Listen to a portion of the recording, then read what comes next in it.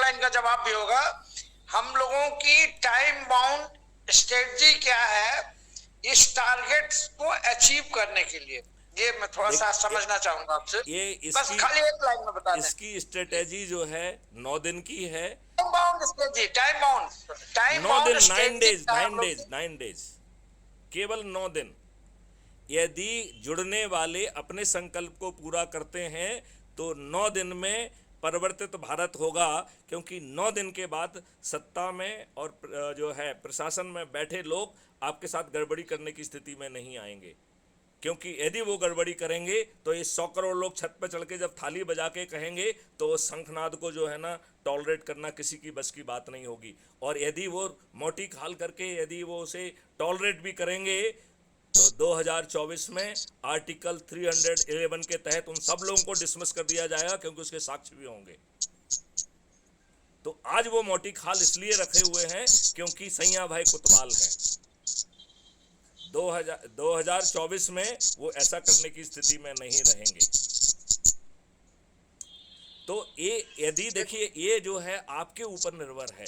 यदि आप अपना संकल्प पूरा करेंगे तो 9 दिन में काम पूरा हो जाएगा। और हम तो कह रहे हैं कि यदि हमने संकल्प में और गति डाल दी कि जब हमने जोड़ा उसी से कहा कि भैया अभी लग जाओ, और यदि उसने अपना संकल्प जो है ना एक ही दिन में पूरा कर लिया तो हम इसे एक दिन में भी कर सकते हैं।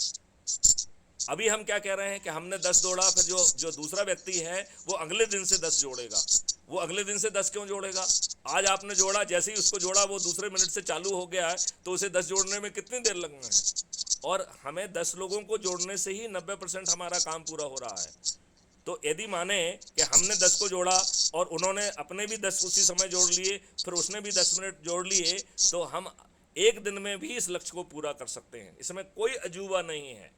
लेकिन यदि हम सोते रहेंगे, यदि हम जो है विद्वत्ता झाड़ेंगे, यदि हम कहेंगे कि हम समझ रहे हैं और हम देख रहे हैं और ऐसा कैसे होगा, अरे भाई जब आपकी सोच का हिस्सा नहीं है तो आप क्यों दिमाग लगा रहे हैं?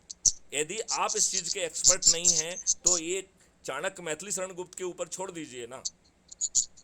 जो आपका काम है वो करिए ना। आपको तो छोटा सा काम दिया गया है कि अपने परिवार के लोगों को जोड़ लीजिए, उसमें एनर्जी लगाइए ना आप। और जो भी भारत मिलेगा वो तो आज से तो अच्छा ही होगा ना। गुलामों के नियम कानून बदलने में तो कोई दिक्कत नहीं है। कि दिक्कत है उसमें तो पैसे नहीं लग रहे हैं। अब आप ये बताइए, आज आपका इन्होंने माहौल खराब करके रखा है। आर्टिकल 25 के जो है ना रोज धज्जियां उड़ रही हैं। आदमी जो कुछ लोग जो है ना टीका लगा के जो अनपढ़ गवार और दुष्ट और अपराधी भी हैं वो धर्म के ठेकेदार बन गए हैं।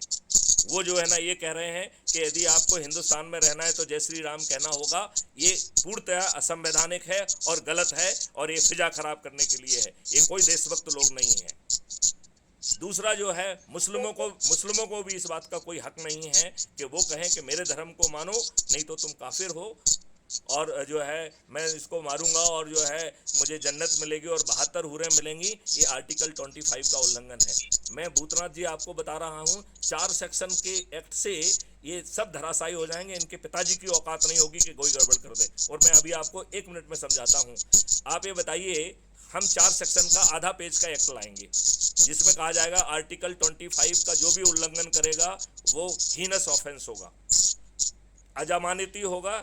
कोर्ट जमानत केवल एक ही परिस्थिति में दे पाएगी जबकि वो ऑफेंस गलत हो, मतलब रिपोर्ट गलत की गई है, अदरवाइज आपको जमानत नहीं मिलेगी। क्राइम फ्री भारत के मॉडल के तहत 3 दिन से 30 दिन के अंदर आपको न्याय मिल जाएगा और उसकी मिनिमम सजा 10 से 15 साल होगी। और चौथे सेक्शन में आपकी पूरी संपत्ति जो है ना जब्त कर ली जाएगी।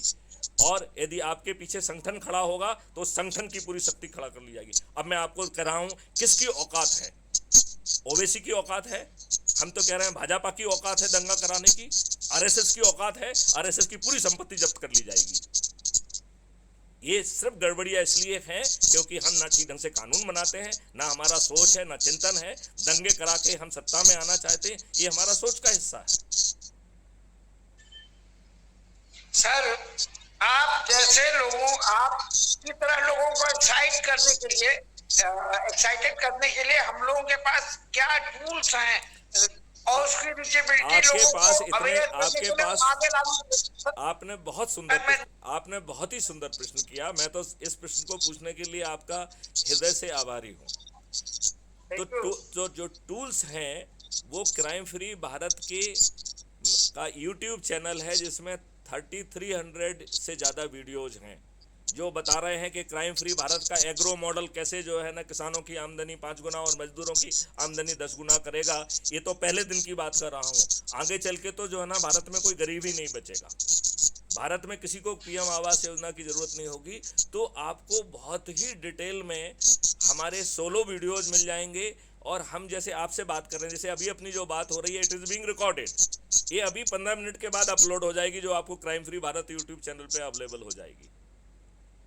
तो आपके लिए ऐसे ढेर सारे वीडियोज हैं जिसमें हम बड़े बड़े विद्वानों से, आईएएस से, आईपीएस से और पत्रकारों से और आम आदमी से बात कर रहे हैं, लेकिन मुझे सब जो है ना विद्वान लोग डरे हुए प्राणी दिखते हैं, वो ऑन रिकॉर्ड आने पे डरते हैं। चलिए सर, अच्छा लगा। एक्चुअली हम आज पहली बार ही जुड़े हैं, तो 1 घंटे पहले हमने डाउनलोड करके ज्वाइन किया है और लाइव डिस्कशन में नरेंद्र जी के साथ आए थे और संजोग से आप भी आ गए, तो अच्छा लगा। मैं वही समझने की कोशिश कर रहा हूँ, थोड़ा सा क्लास कर रहा था कि हम इसके तह तक जाना चाह रहे थे।